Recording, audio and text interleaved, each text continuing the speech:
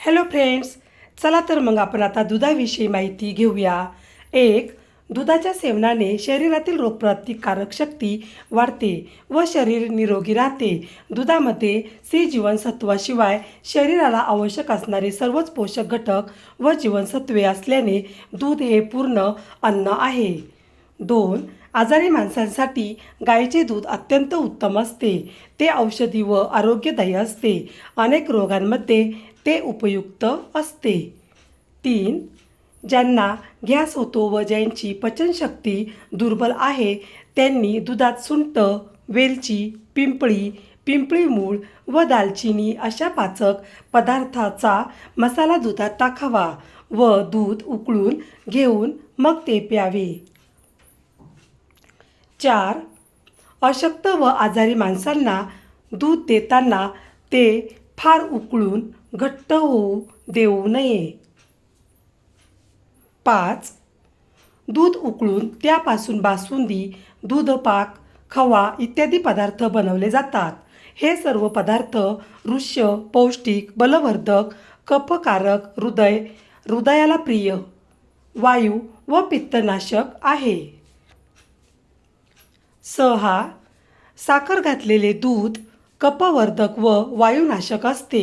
खडी साखर घातलेले दूध वीर्यवर्धक आणि वात, पित्त व कफ असे त्रिदोषनाशक असते.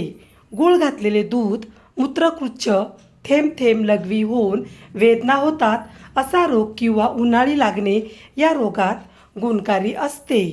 7, गाईचे दूध रसात, अगर पाकात, मधुर शीतल, अंगावरील दूध वाढविणारे, स्निग्ध, वात, पित्त व रक्तविकार दूर करणारे, विविध दोष, धातू व नाडी समूहास व्यवस्थित ठेवणारे आहे.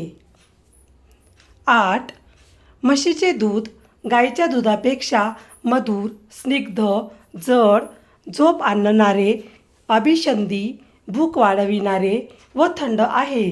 म्हशीच्या दुधात साईचे प्रमाण अधिक असते.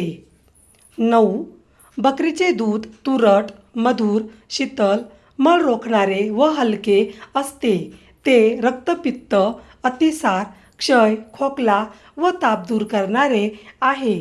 बकऱ्यांची शरीरयष्टी लहान असते.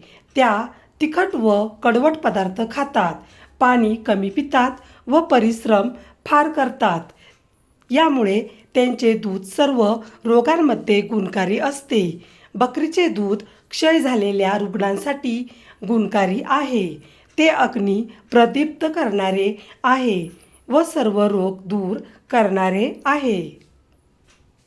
10, गरम दूध प्याल्याने श्रम करून आलेला थकवा नाहीसा होतो.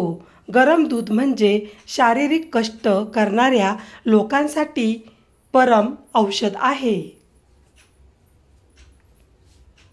11, गाईच्या दुधात सुंठ घालून त्याचा लेप कपाळावर पसरवून त्यावर कापूस लावावा.